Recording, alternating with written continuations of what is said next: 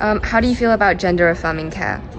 I believe that gender affirming care should be able to be provided by anyone who they want it to be. I believe that gender affirming care is constitutional and is a right to most people. Do you think that minors are capable of defining their gender at a young age, or do you think that they're too young to make these decisions? I believe they are able to define their gender at such a young age. Age does play a factor in growth and development and such, but that doesn't make them incapable of making their own decisions.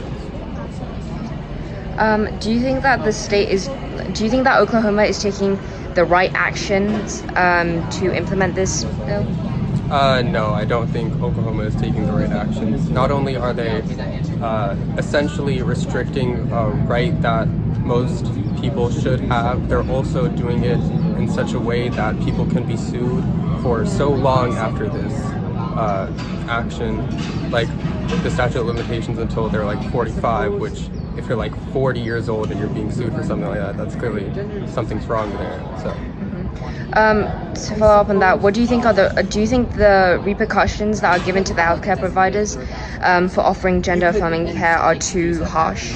Yes, I believe that if the child does ask for the services and if it's required, the parent does sign off on it, then the healthcare provider is doing nothing wrong in providing that service. Okay, thank you. How do you feel about gender affirming care? Okay, so gender affirming care. Personally, I think that it's rather, I don't want to say risky, but it's rather, I guess, high stakes of sorts, because you are permanently altering your body in some form or another, which could potentially be something that you regret later in life. Okay. Do you think minors are capable of defining their gender at a young age, or do you think that do you think they're too young to make these decisions? For minors, I suppose, for me, I think that, having the ability to permanently change who you are as a person is kind of a little bit of, kind of a bit risky of sorts, I would say, because your mind isn't fully developed as a minor, right? Your brain, I don't think, starts growing to 21, 22, something in that area. But because of the fact that your mind hasn't fully developed, I don't think that just being able to permanently change something about yourself without the full confidence, without the full confidence that later on you would regret the decision, I don't think that's going to be a good idea. I think that the age should be raised to somewhere like 18, 20 of sorts. Do you think that the state is taking the right action to ban gender affirming care, and do you think that they're doing it in the right way?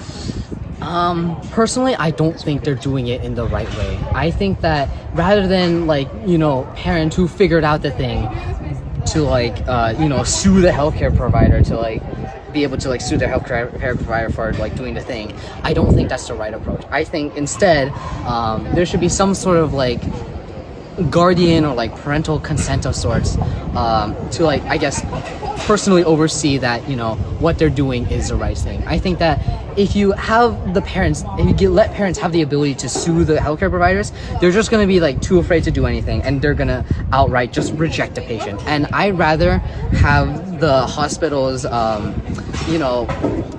the patient go through with the choice rather than just having the hospitals just reject them, because I think that hospitals should just serve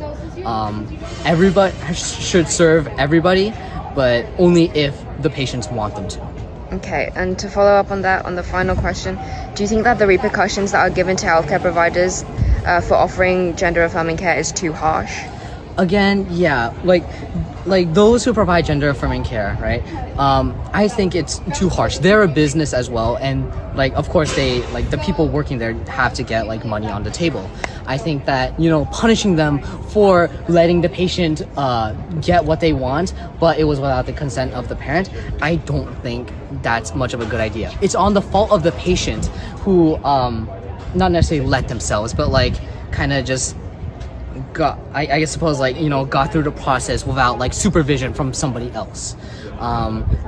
So again, right, like I mentioned, I feel there should be somebody else overseeing or be with the patient in receiving gender affirming care. Thank you.